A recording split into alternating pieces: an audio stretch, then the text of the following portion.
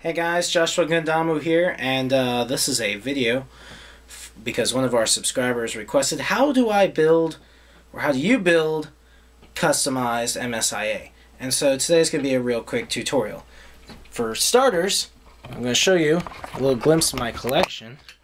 And this is just a glimpse. There's a lot more than this, but there's my Zeons, and more Zeons. More Zeons. There's my wing collection. My G Gundams, which I don't care a whole lot about. Some of my Japanese. Many of my customs. And then my Federation forces, which I'm pretty proud of. More Federation forces. Ships in the works. Mobile armors, jets.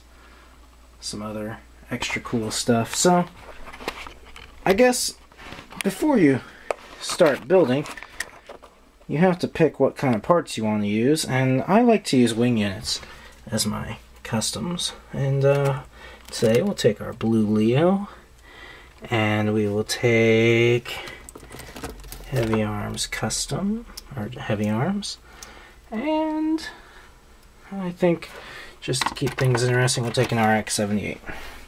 So let's put these over here on one of our sets and see what we can do.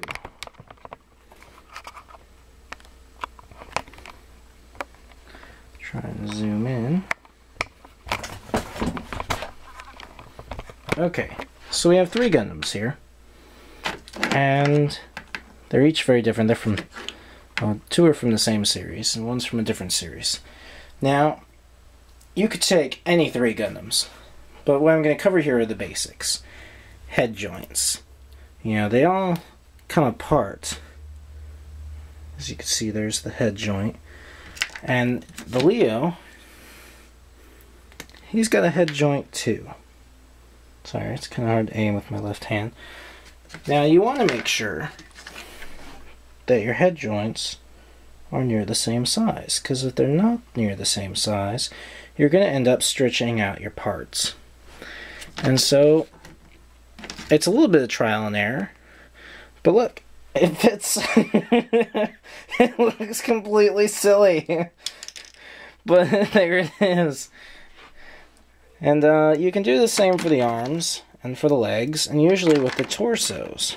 So we rip off heavy arm's arm, his arm. The Leo arm is bigger. Now, with a little bit of squeezing, maybe, we can get it on there. And it works. Now you have to remember that that's going to stretch your parts out. We'll throw an RX-78 head on there too, just to keep it interesting. Now you gotta remember that that's going to stretch your parts out. You need to check the little gap on there and see if it comes close. It comes close. Closeness is all you need.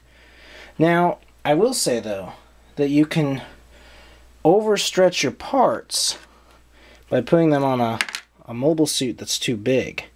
And so then when you take it back and you put it back on the mobile suit you took it from, say for instance, we had to stretch out Heavy Arms' arm right here.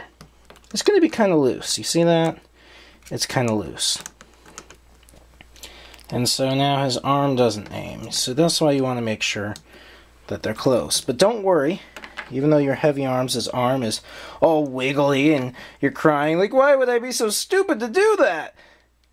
Give it, you know, an hour or two, maybe a day. The plastic will stretch back to its original size, and he'll be fine. I know this because I've done it enough times. So, if your parts don't fit perfectly like they once did after you customized somebody and you took them apart and you put them back, it's okay. The plastic will go back. It might take a while though.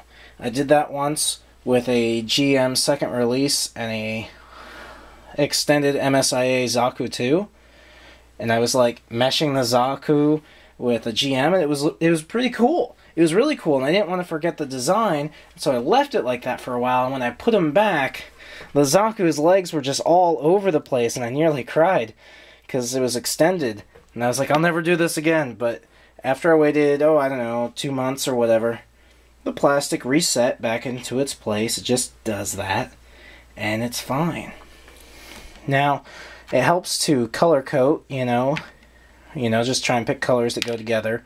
But really, when it comes to what kind of custom you want to make, it's just on your creativity. I am a big original Gundam fan. I like the 1 Year War a lot. And so, most of my customs come from the 1 Year War. Now, I have other customs that don't.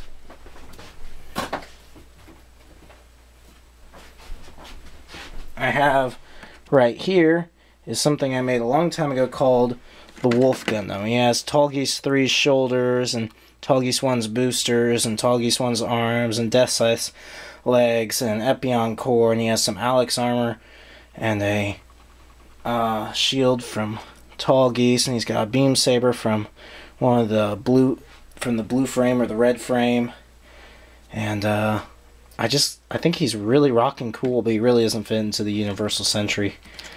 And they gave him, his armor comes off and, makes him lighter. And the head came from the taco. I just ripped off the antenna, and I think it's really cool. But not as cool as I used to think it was, but I still think it's kind of cool, worth mentioning. Then there's, I can always forget my name for him. But, Shadow Gundam's legs and Sandrock's body mostly. The Death Scythe Hell head and some guns from G.I. Joe. Backpack. I pretty much was kind of like a gun cannon slash, more a gun cannon Gundam. You know what I mean? Anyways, it's just creativity. The only things you have to watch out for is make sure that your peg sizes are similar. If your peg sizes aren't similar to the holes, you're going to end up stretching out your parts, and you can stretch it a little bit. But if you stretch it too far, you're going to be kicking yourself for a while. I did not like waiting 2 months for my plastic to reset, and I think there was a time where, well, it just takes a long time sometimes for the plastic to go back to its original size. But that's how you make customs. You decide what parts on what mobile suits you like. You think up what kind of, what you want it to look like. It helps if you have extra parts for this that you're not worried about, painting or changing, things like that. I'll squeeze this in real quick. This is a laser tank. Or a gun laser, gun tank with lasers. I don't know, I had spares of these, and I had a spare gun tank with no guns. I had 2 spare gun tanks without guns, so I cut the part off there. I just stuck those on there. These came from a armor for a Robocop, and that's an N2 bomb from Evangelion, which is a power source or something like that. Laser tank for the 1 Year War. Very cool. I'm hoping that I can squeeze it somewhere into my series, but I'm not sure. Either way, it's one of my customs that I'm pretty proud of, because you can't find gun tank cannons anywhere. Or at least nobody's going to trade them or anything. So, anyways, I hope this was informative and helpful to you guys. And, hey, if you make a custom Gundam, make a link to this video. Show me. I want to see them. Thanks. Bye. One last note. Sticky tack you can use when you have an arm that has a bigger hole than the joint you're trying to put it on. Sticky tack works wonders. And if you want to permanently customize your Gundam, or attach guns to its chest or something, like the Oxel Gundam has, super glue. But word of warning, do not super glue unless you want it to have it that way forever. There have been times where I super glued customs, and then I needed to take them apart because I didn't like my custom anymore. So, super glue only when you're 100% sure, 150% sure. And sticky tack, the hole filler. Good luck!